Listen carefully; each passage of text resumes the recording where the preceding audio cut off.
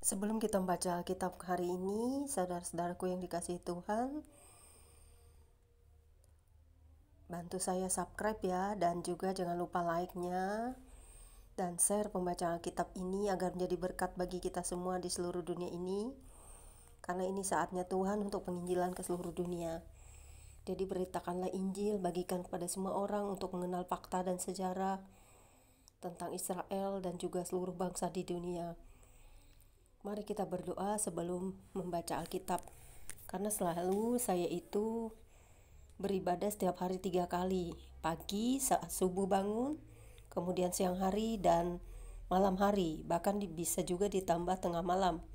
Pada saat saya terbangun tengah malam, saya juga berdoa dan memuji Tuhan. Jadi jangan lupa subscribe supaya tambah semangat saya dan saya diberkati juga, Anda diberkati. Terima kasih subscriber saya yang udah subscribe saya. Mari kita berdoa. Bapa kami yang di surga, kami mengucap syukur senantiasa atas kasih dan rahmat-Mu, agar kami dapat mengukir hati dan jiwa kami dengan firman-Mu, supaya kami tidak jatuh ke dalam pencobaan. Banyak hal terjadi di dunia ini, tetapi firman-Mu kekal selama-lamanya di dalam kami, orang-orang percaya dan semua makhluk yang berbahagia.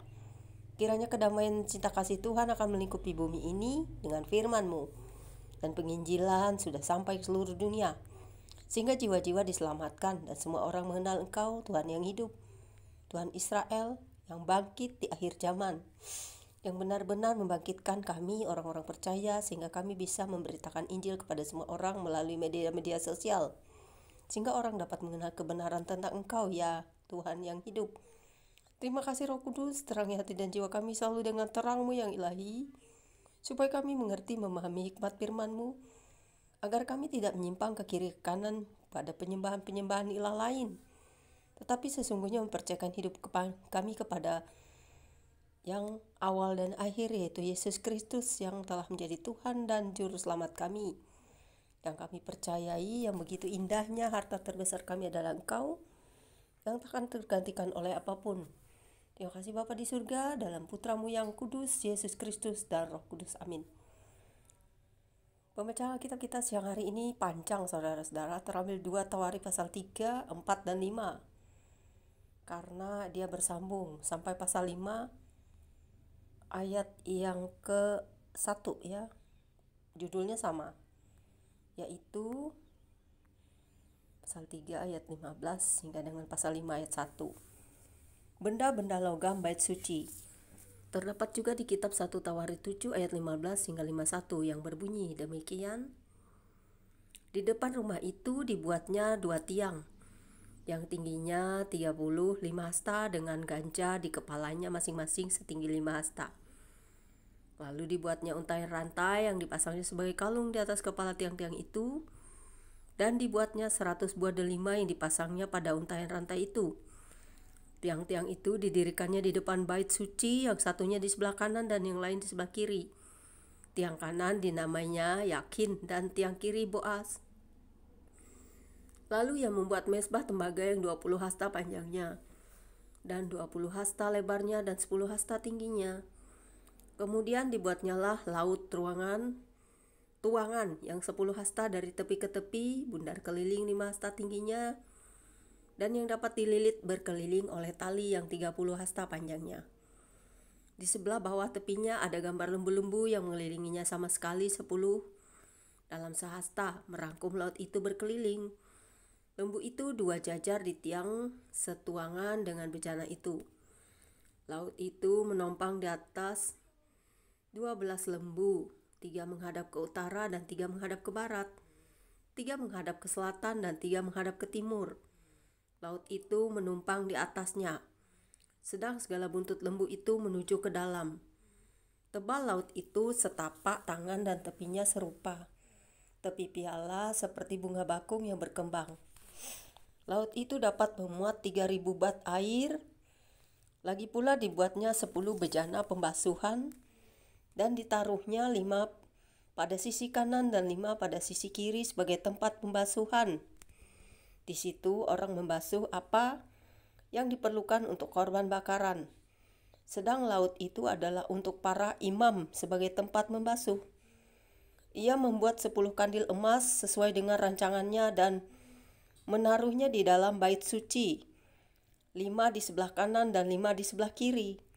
Selanjutnya ia membuat 10 meja dan menempatkannya di dalam bait suci, 5 di sebelah kanan dan 5 di sebelah kiri. Ia membuat pula 100 bokor penyiraman dari emas. Ia membuat juga pelataran para imam, halaman besar dan pintu-pintu halaman itu. Pintu-pintu itu dilapisinya dengan tembaga. Laut itu ditaruhnya pada sisi kanan arah tenggara, dan Huram membuat juga kuali-kuali, nyodok-nyodok dan bokor-bokor penyiraman. Demikianlah Huram menyelesaikan pekerjaan yang harus dilakukannya bagi Raja Salomo di rumah Elohim, yakni kedua tiang dengan kedua bulatan ganja di kepala tiang itu, kedua jala-jala yang menutup kedua bulatan ganja itu, 400 buah delima untuk kedua jala-jala itu, 2 jajar buah delima untuk satu jala guna menutupi kedua bulatan ganja yang di atas tiang itu. Juga telah dibuatnya kereta-kereta penopang dan bejana-bejana pembasuhan yang di atas kereta-kereta itu, laut yang satu itu dan ke-12 lembu di bawahnya, kuali-kuali, penyodok-penyodok, garpu-garpu dan segala perlengkapan lain yang dibuat Huram Abi bagi Raja Salomo untuk rumah Elohim, rumah Tuhan adalah dari tembaga Upaman. Raja menuang semuanya itu di lembah Yordan di dalam tanah liat antara Sokot dan Zereda. Salomo membuat segala perlengkapan itu dalam jumlah yang amat besar sehingga berat tembaga itu tidaklah terhitung. Salomo membuat juga segala perlengkapan yang ada di rumah Elohim, yakni mezbah dan meja-meja, tempat menaruh roti sajian. Lagi pula kandil-kandil dari emas murni dengan pelita-pelitanya untuk dinyalakan di depan ruang belakang sesuai dengan peraturan. Kembang-kembangnya, pelita-pelitanya, dan sepit-sepitnya dari emas. Semuanya dari emas murni. Pisau-pisaunya, bokor-bokor penyiramannya, cawan-cawannya, dan perbaraan-perbaraannya dari emas murni. Juga pintu masuk rumah itu dan pintu-pintu yang di sebelah dalam ke tempat Maha Kudus, dan pintu-pintu ke ruang besar bait suci semuanya dari emas. Maka selesailah segala pekerjaan yang dilakukan Salomo untuk rumah Tuhan itu. Kemudian Salomo memasukkan barang-barang kudus Daud ayahnya dan menaruh perak, emas, dan barang-barang itu dalam perbendaharaan rumah Elohim. Sampai di sini pembacaan kitab kita siang hari ini. Berbahagialah setiap kita yang suka membaca firman Tuhan, memelihara dan melakukannya. Biarlah kita selalu bersuka cita untuk berjalan di terang Tuhan, sekalipun kita manusia tidak ada yang sempurna. Bapa di surga, kami mengucap syukur boleh membaca firman-Mu setiap hari.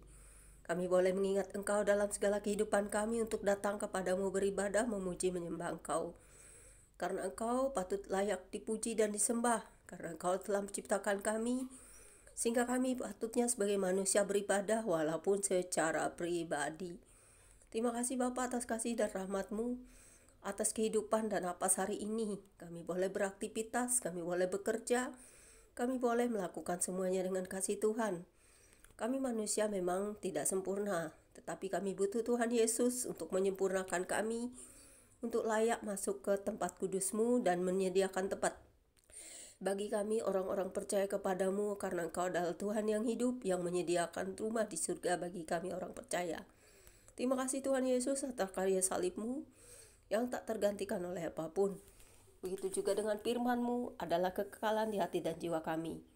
Biarlah kami selalu senantiasa memberitakan kabar baik kepada semua makhluk di muka bumi, agar jiwa dan hidup kami senantiasa terpaut kepada firman yang hidup, yaitu Engkau sendiri, yang datang dari surga. Yang bisa membuat kami bahagia adalah kami memiliki harta terbesar itu, yaitu Engkau Tuhan Yesus. Engkau adalah Tuhan dan Juru Selamat kami. Engkau yang menciptakan bumi ini sehingga ada dan kami semua. Dan Engkau pula yang bisa membinasakan kami, Engkau pula yang menyelamatkan kami. Terpujilah Tuhan semesta alam, Allah Israel, Allah yang kami kenal di dalam Yesus Kristus. Amin. Demikianlah pembacaan kitab kita. Jangan lupa subscribe ya guys. Tuhan Yesus memberkati semua. Supaya kita semua diberkati. God bless you all. Bagikan firman ini kepada semua orang. Tuhan memberkati.